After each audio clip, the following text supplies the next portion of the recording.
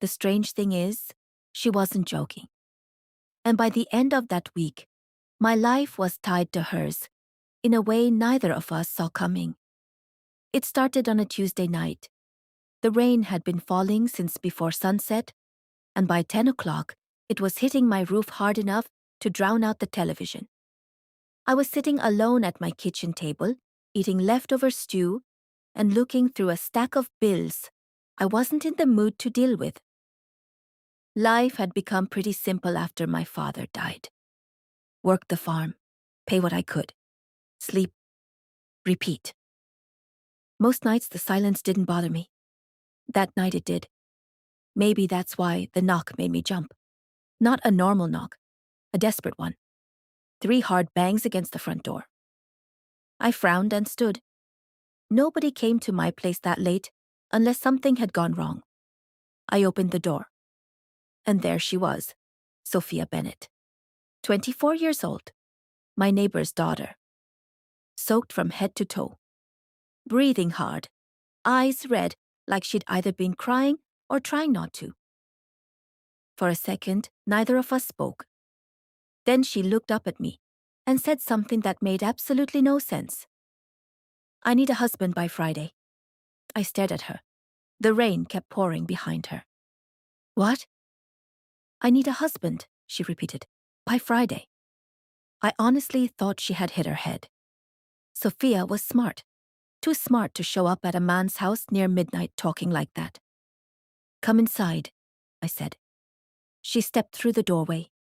Water dripped from her coat onto my floor. I handed her a towel. She took it without speaking. Then she sat at the kitchen table while I poured 2 cups of coffee. The whole time, I kept waiting for her to explain. Finally, she did. And somehow, the explanation was even crazier than the request. Her father had died 3 months earlier. Everyone in the county knew that. Harold Bennett had owned one of the biggest cattle operations in the area. What most people didn't know was what he'd put in his will. Sophia pulled a folded document from her bag and slid it across the table. I read the highlighted section twice, then a third time. Because surely I was misunderstanding it.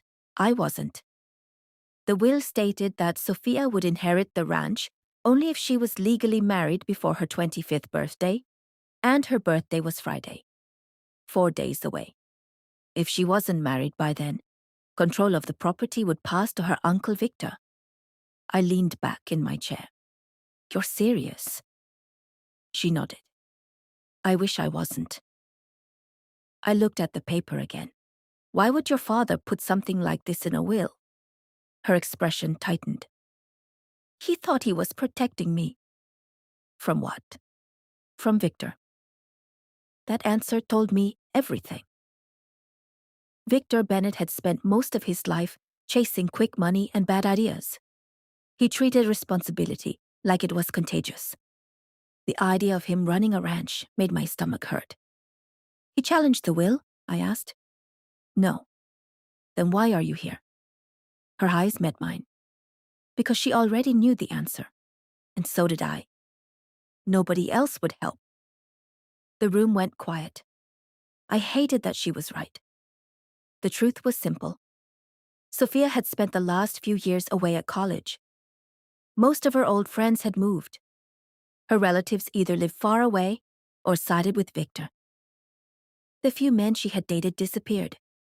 The second lawyers and ranch ownership entered the conversation, which left her standing in my kitchen, looking terrified, asking me to marry her. I rubbed my jaw. This is insane. I know. You realize marriage isn't something people usually schedule like a dentist appointment. I know. And you're asking me because we're neighbors. Partly. That made me narrow my eyes. Partly? A tiny smile appeared. You're also the only honest man I know? I groaned. That isn't helping. It wasn't supposed to. For the first time all night, she looked almost normal. Then the smile disappeared, and I saw how scared she really was. If Victor gets the ranch, she said quietly. He'll sell everything. I believed her. The cattle, the barns, the land, gone. Developers had been circling that property for years. Victor would cash the check before the ink dried. I looked out at the kitchen window. Rain streaked across the glass. My father had always told me that land wasn't something you owned. It was something you looked after until the next